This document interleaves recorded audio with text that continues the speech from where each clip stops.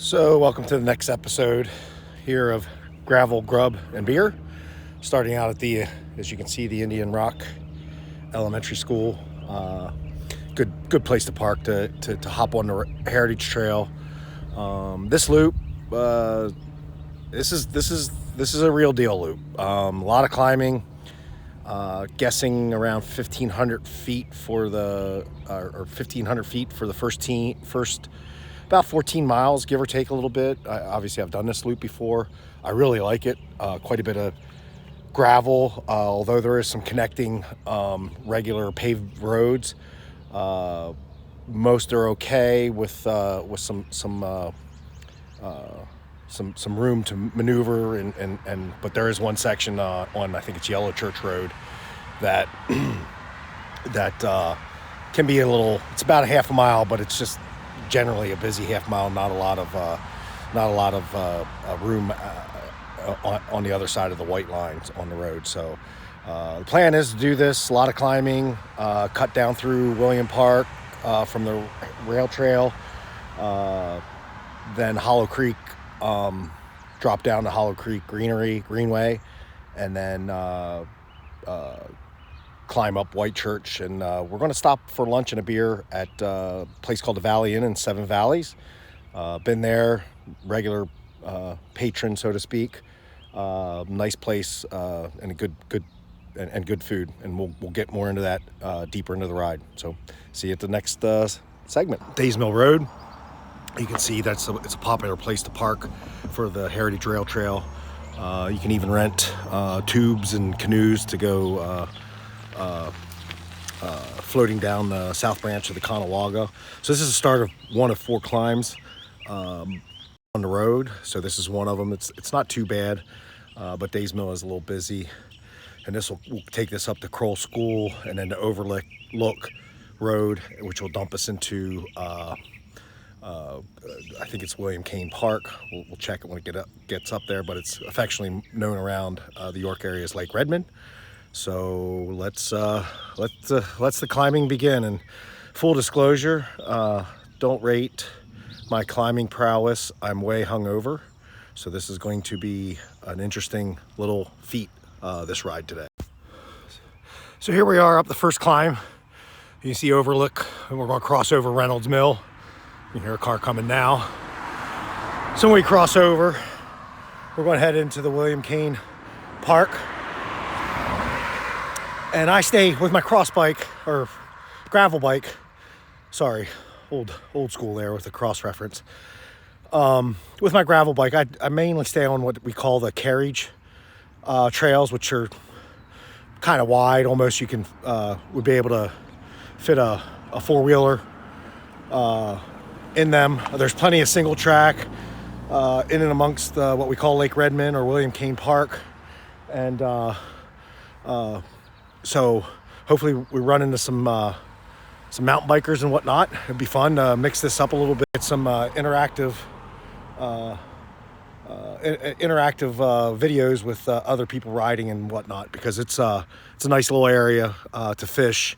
Ride mountain bikes, gravel bikes, you name it, hiking.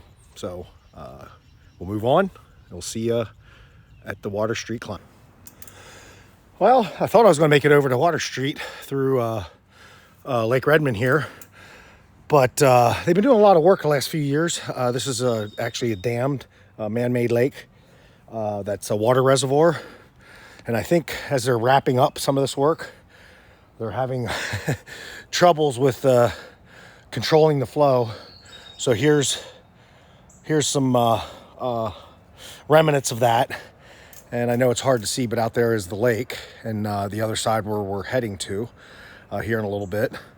I think hopefully this is the last of it, because we start going uphill a little bit here earlier, and I'll stop there. There's probably the hardest part of this little section of trails I'm on in the Redmond area. There's a pretty rocky downhill. We'll take a look at that. Maybe we'll get lucky. Somebody will be climbing up it. So we'll on our way around Lake Redman. So as I mentioned, this is the technical section You can see the water bottle reference. And for anybody that watched one of the earlier videos, I did remember my water bottles today. But it's pretty rocky, definitely hard on a gravel, easy if you're on a suspended mountain bike. But just be forewarned. Nice little section. We pop out onto George Street for about a quarter of a mile till the next, and we continue on trails just like this at Redman. So I'll stop along the way and take a little film looking back to where we just were. So onward on.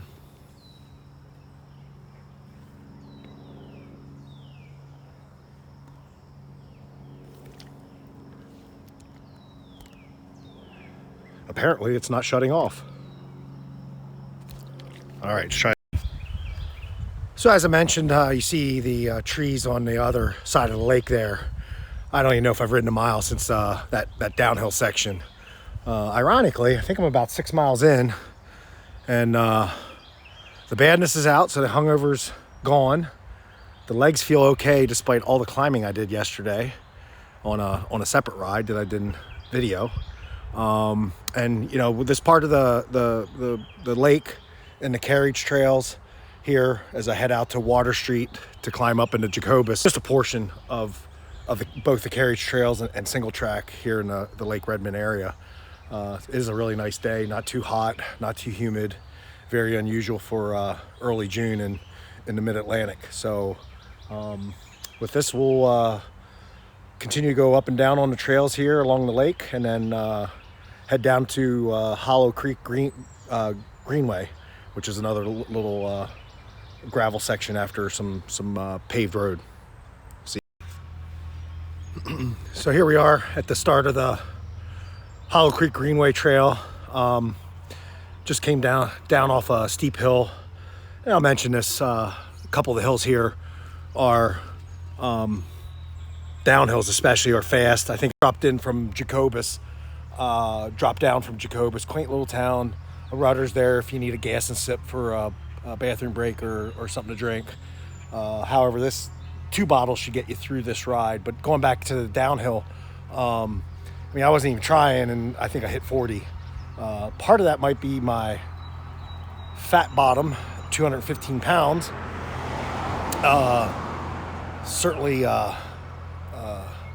Certainly helps the momentum, let's just say, getting down those hills. But this is the start of the 3rd climb. Water Street up into Jacobus was the 2nd climb. This dumps out onto Reynolds Mill Road, so it's like climbing from here. It's probably about 2 miles. Not extremely difficult, but it's not easy on the legs. And so after that, we'll drop down to White Church, and that'll be a gravel climb, and I'll explain that when we get there. So while I'm not a big fan of riding and videoing, because I think it's quite boring, we're still on Hollow Creek Greenway, and just giving you a look of what it's about a mile section of the trail is like. Also wanted to mention, as a bit of a public service announcement, this is always a lot of hikers and walkers with dogs, so blasting through here is always not a good idea. And ironically, even going back to the Lake Redman trails I was on, I ran by or rode by 4 or 5 hikers. Didn't see any cyclists, so not sure where they are today. But anyway, we'll continue to climb. So here we are at the bottom. I was a little more downhill to White Church. This is probably the hardest climb, mainly because it's gravel. Here comes some stud now coming up through. Yeah, we just, this is the hardest climb because, one, I was here a couple weeks ago, and the gravel was just put down, so it's kind of loose, can't really stand. It's not that the climb is necessarily so hard, it's just that loose marbly gravel, and then it tapers off and actually does go downhill a little bit. And then you get into like maybe the last 1/8 mile, even if it's that much, it's definitely 14-15% on pavement. And yeah, it's real deal. And then a little more ups and downs, and we'll head down to the rail trail then. Again, came down a really steep hill, but luckily had to make a right turn into White Church here. And so we didn't get going that fast. We'll see you at the top. So here we are in the last little section of downhill. So we've come up Yellow Church, one on White Church, and you do pass, or I'm sorry, White Church climb, and then on the Yellow Church Road, which is paved. Yes, you do pass a White Church on White Church Road and a Yellow Church on Yellow Church Road. Of course, on Yellow Church Road, it's not even a half a mile, but there's a little sort of rise and a little hill in the middle of it, not big. Inevitably, people pass me, cresting the hill, not knowing what's on the other side. Very frustrating. And dumb drivers when they do that, putting all of us at risk. But anyway, just be aware of that. This is a sort of view of the Seven Valleys area. Very pretty. And we'll drop down and ride up to the Valley Inn and have some lunch and a beer. So here we have the infamous Valley Tavern in Seven Valleys. I would be, if I didn't say that I stopped here before in my travels. Great little place. Good beer, excellent food. We're going to go in and I think we're going to try the wings today and see what craft brews they have on tap. So that is the Rotunda Yabba Dabba Doo. Ordered it on name, didn't realize it was a sour. I'm not the biggest sour guy in the world, but this is pretty tasty. I'll have to look up the flavors. I did also order wings, so when they come out, we'll do a little taste test. But for a sour, that's a pretty good beer. So as you're at the Valley Inn here in Seven Valleys, right up above the car there is the rail trail. So real easy to get to, although must note that if you're sitting outside like I am, you are actually in the smoking section. So luckily I'm out here by myself, so no worries there. Here are my, like I said, the Rotunda Yabba Dabba Doo, and I just like saying that because I was a Flintstones fan growing up. And then this is the brown sugar jerk wings. Got about 10 of them. You can see I already ate a little bit of it. And it's kind of noisy with the road noise here and people walking in and out. So I'll give a review of the remaining review on the beer and on the wings when I get back on the rail trail a little bit here. So what a better place to do the review of Valley Inn, right outside the south side of Howard's Tunnel. Yeah, the Rotunda Yabba Dabba Doo. I ordered it on name. Didn't know it was a sour. Didn't disappoint, even though I'm not a big sour fan. It was nice and refreshing. You might be able to tell, you can see in the background there, the sun has decided to pop out, so my clear glasses were the wrong choice. But that's par for the course in York, Pennsylvania. You just never know. It's either 50 shades of gray in the sky, and not the fun kind, or we do get a little sun here and there. So at the Rotunda for a sour, I'd give it like a 4.0. It was pretty good, I gotta admit. Then the wings, I got the brown sugar, oh my God, I'm drawing a blank. Brown sugar jerk, like Caribbean jerk. Very good. The wings were meaty, really crisp, like I like them. I think the brown sugar sort of dominated a little bit. I would have liked it a little more spicy. So I would definitely get the wings again, probably different flavor. They have multiple flavors. I think there was 10 of them, around $9.99 or something like that. I'll link their website, their menus on the website and whatnot. But yeah, this is ending up about maybe 4 miles or so back to the ride. I'll probably show a little Here Comes Somebody Now. Once I get north of the tunnel here, you're just south of Days Mill Road. This is one of the busiest sections because the tunnel's so popular. Maybe I'll do a little video of just riding along if it's busy like it usually is.